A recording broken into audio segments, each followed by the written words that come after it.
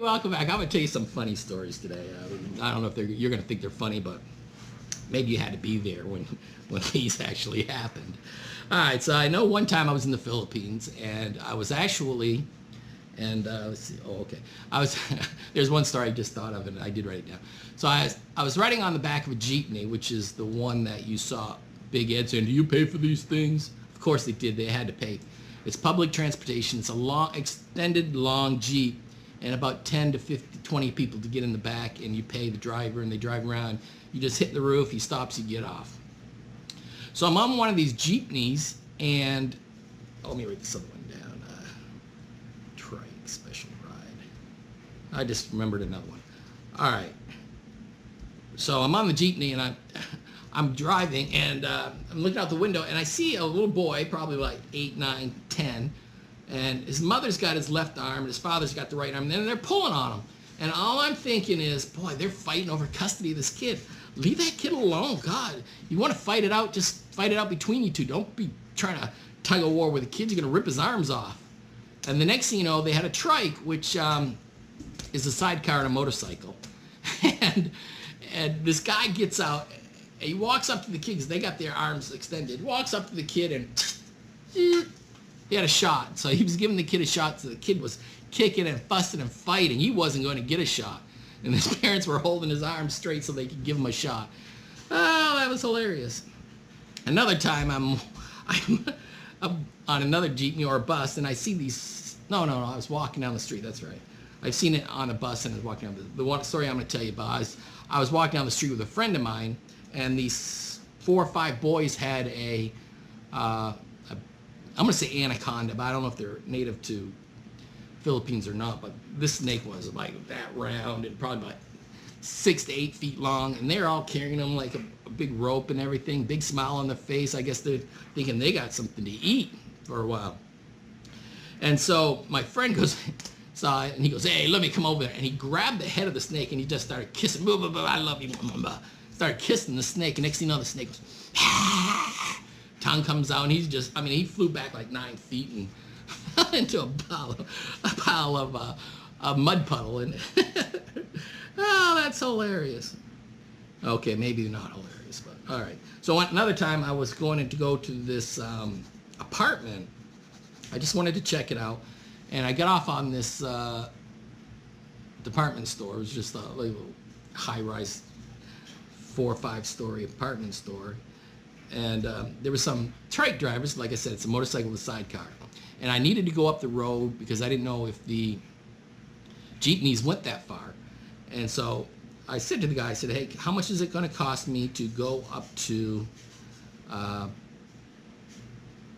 this apartment complex?" He goes, "Oh, it's going to cost you $3." And I'm like, "What? It's only like half a mile, quarter of a mile." And he goes, "Well, it's a special trip." I said, "Look, it's only a quarter mile up the road. It doesn't cost $3. And when I said that, the guy turned his back on me like, either you pay the $3 or this conversation's over. So I'm like, shit, I'll walk. I'm not paying $3. So as soon as he turned his back on me, I heard my name being yelled out. And I turned around, and this girl that knew me was on a jeepney. And I said, she goes, "Where are you going?" I said, "I'm trying to go over to this." She goes, "Oh, this jeepney goes to there. Come on, I'll take you over there." So I jumped on the jeepney, and I waved bye to the guy, and the guy turns around like, because he thought he was going to get me for the cash, and it didn't work. And see, so another time, I was in Cambodia, and I was having dinner with this girl I knew and her friends and everything, and it was her restaurant. She invited me over, and so I went over to a restaurant, and we were eating, and they thought they would be funny and give me barbecued snake on a stick. So it was like a skewer like this, and the snake was up like this. I don't particularly care for snakes, but I mean, I already had 3, 4 beers in me, and I looked at that snake. I picked it out and just started gnawing on it. And I said, "Hey, that's a good snake." And they were just like, "You're not afraid of snake?" I'm like, "Oh, that's a good snake." So I mean, when you go overseas, a lot of times they will try to mess with you, try to see if they can get you a reaction when they give you some food. Like when I was in Korea, they actually cut up some octopus, or baby octopus, so the tentacles were like this long, and they chopped it up. And when they give it to you, the tentacles are still moving. And they brought it over, and you could see them all like snicker. And Keith all casual. And they were like, they thought I was going to flip out with seeing this octopus legs just squirming around. When you put them in your mouth, they actually are still squirming around in your mouth. And I was like, sometimes you got to go in there, you got to pick them off the side of your cheek because they're sucked up on the side of your cheek or in your tooth. One time I was reading an article, a lady ate that, and it wound up that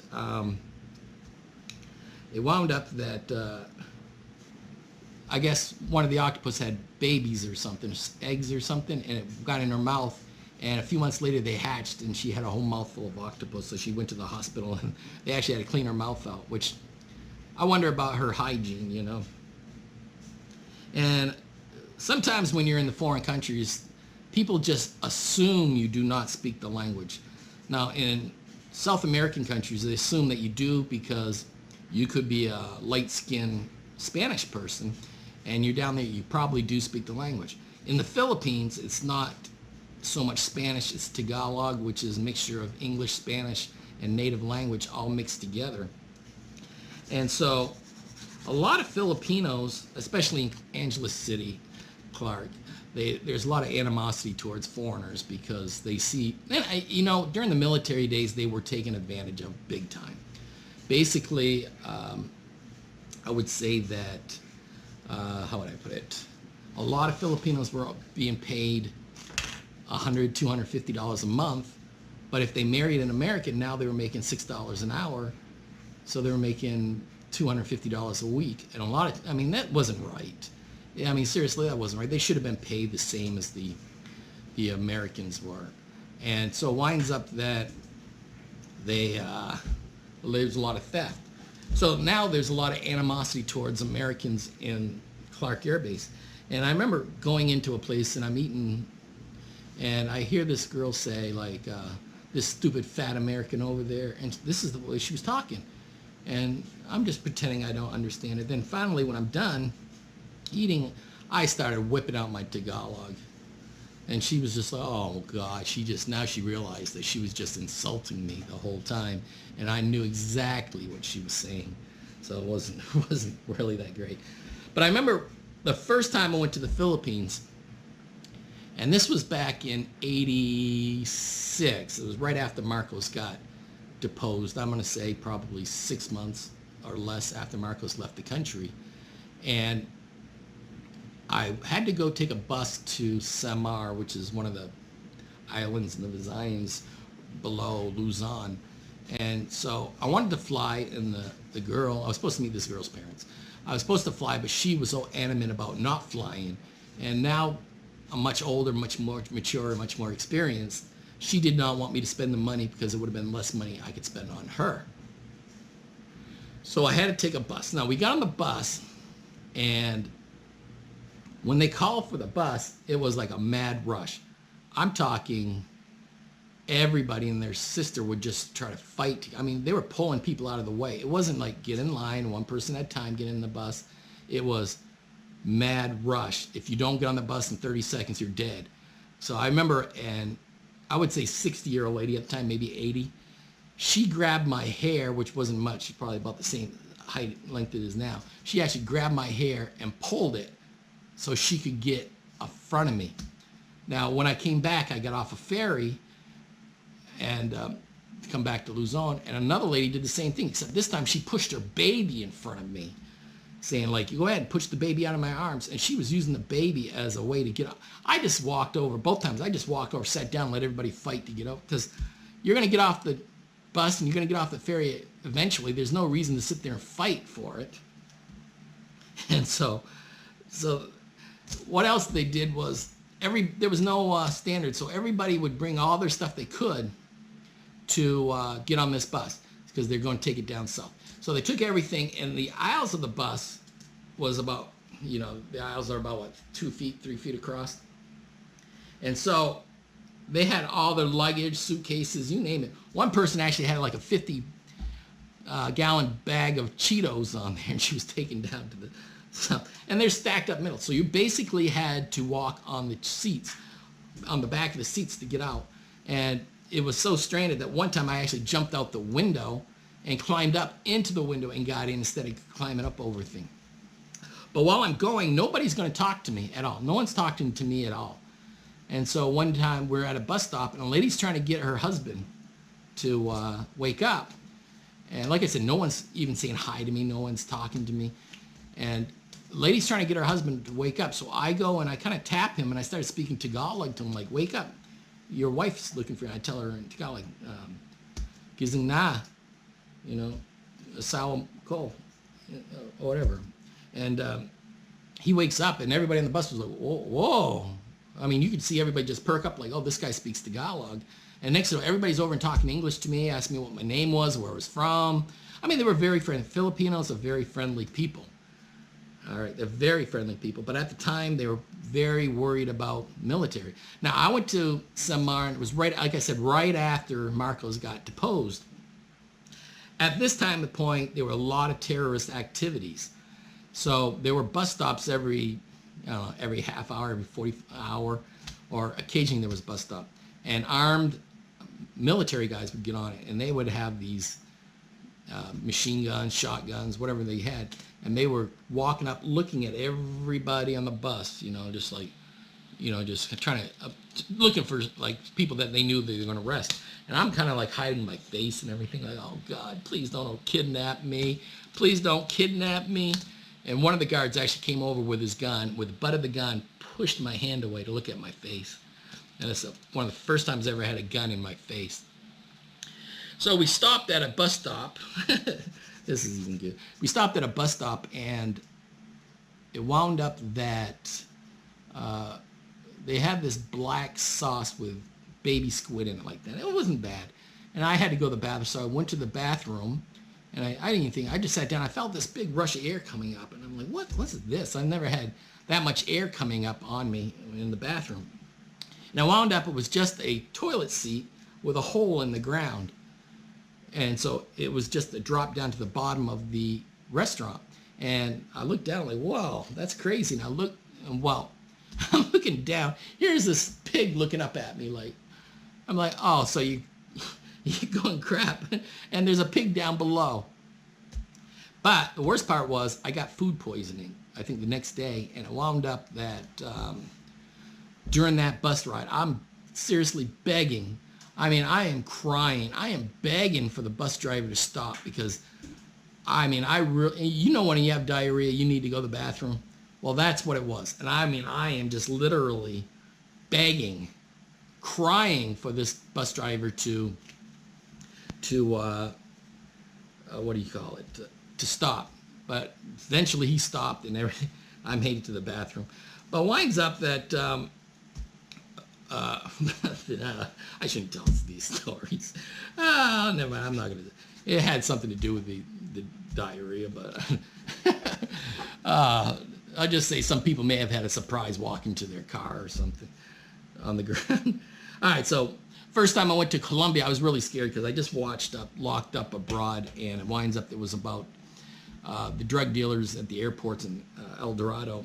And so I went up there and I'm just like, 'cause I do fit the profile. There's like 3 or 4 things they look at. Older male, coming by himself, and coming from Europe. So when I did it, they were like real scrutiny. And they were like, where are you from? Oh, let's go back to Mexico City. They check all your bags in Mexico City before you get on to the plane. And so, let me see how I do this. So it winds up that when you're going up, they ask you to come over to a table. The Mexican police, federalismos, look through your bags. And the guy goes, look at me and goes, do you speak English? I mean, do you speak Spanish? And I say, no, I'm an American. And I held up my passport. When I went like this, he goes, oh, yeah, go ahead. We don't need to check your bags. So the next time I went to Colombia, I was going, they were like kind of pointing, I pick up my passport like this. He's like, so he goes, American privilege right there. And so when I got there, they were asking me, where are you coming from? How long you staying? What are you buying? What are you doing here? And I'm really nervous because I saw that TV show. And I'm like, I'm going to get locked up.